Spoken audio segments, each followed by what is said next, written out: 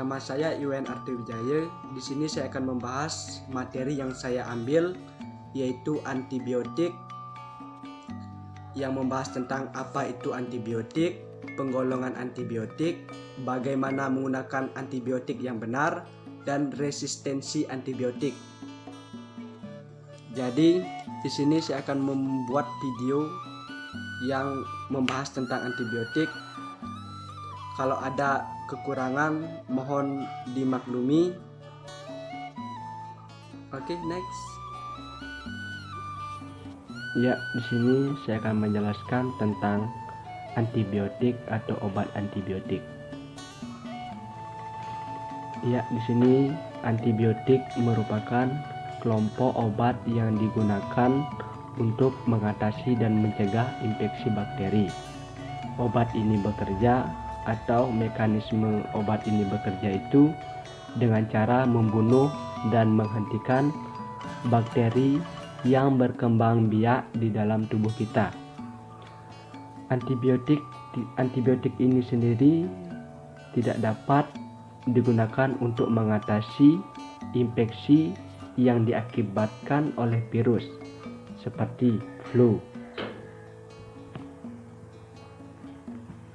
Pada dasarnya infeksi bakteri yang diderita tidak tergolong berat atau parah gitu. Ya, tidak tergolong parah, istilahnya ringan lah. Dia itu bisa hilang dengan sendirinya tanpa obat antibiotik. Kalau sebaliknya, kalau infeksi bakteri tersebut tidak berujung hilang atau semakin parah, dokter akan meresepkan obat antibiotik. Ada beberapa pertimbangan kenapa dokter memberikan obat antibiotik atau resep antibiotik, yaitu 1. Infeksi yang diderita oleh pasien tersebut yang bersifat menular. 2. Infeksi bakteri yang diderita oleh pasien itu tidak berujung hilang dengan sendirinya. 3. Terdapat resiko tinggi yang menyebabkan komplikasi. Penggunaan antibiotik harus melalui dengan anjuran dokter atau resep dokter, sehingga dokter akan menyesuaikan dosis dengan kondisi pasien, memberitahukan hal-hal yang harus diperhatikan sebelum dan saat menggunakan obat, serta efek samping yang dapat terjadi atas penggunaan antibiotik. Hindari penggunaan antibiotik tanpa anjuran dokter, terutama bagi ibu hamil dan menyusui. Dan 2. Tengah dalam pengobatan lainnya atau sedang dalam proses pengobatan tidak boleh mengonsumsi obat antibiotik. Harus antibiotik aja. 3. Memiliki riwayat alergi antibiotik. Antibiotik juga dapat diberikan sebagai langkah pencegahan infeksi bakteri atau dalam dunia medis dikenal sebagai propilaksis. Orang-orang yang diberikan antibiotik untuk propilaksis itu adalah orang yang memiliki resiko tinggi infeksi bakteri, seperti ketika orang tersebut menjalani operasi glaukoma atau operasi pengganti sendi. Oke, di sini saya akan memberikan jenis-jenis golongan antibiotik. Terdapat banyak jenis antibiotik dengan berbagai nama dan merek. Setiap jenis antibiotik yang hanya bekerja terhadap beberapa jenis bakteri atau parasit tertentu, sehingga membuat antibiotik memiliki berbagai golongan dengan fungsi masing-masing. Oke, berikut antibiotik yang memiliki banyak golongan dan berfungsi untuk berbagai kondisi.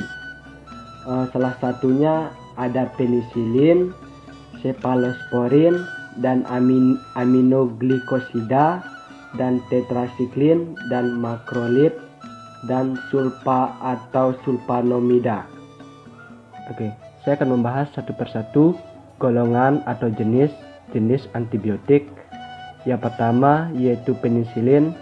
Penisilin yang digunakan untuk banyak kondisi akibat adanya infeksi bakteri. Beberapa di antaranya adalah infeksi streptococcus, meningitis, gonera, faringitis, dan juga untuk pencegahan endokarditis.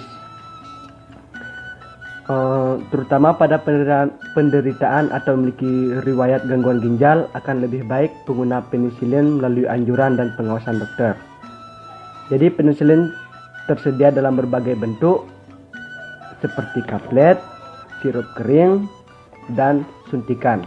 Masing-masing bentuk obat dan digunakan untuk kondisi yang berbeda. Baca keterangan yang ada di kemasan dan konsultasi pengguna obat dengan dokter.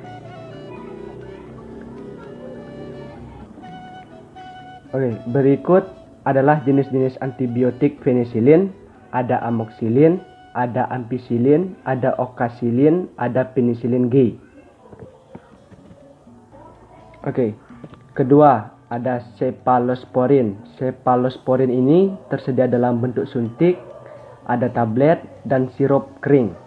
Konsultasikan dengan dokter terkait cara penggunaan obat karena beda untuk obat dapat berbeda pula kondisi yang ditangani.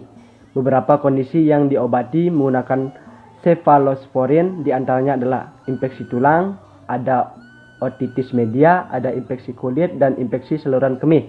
Oke, di sini saya akan menjelaskan bagaimana aturan minum antibiotik yang benar.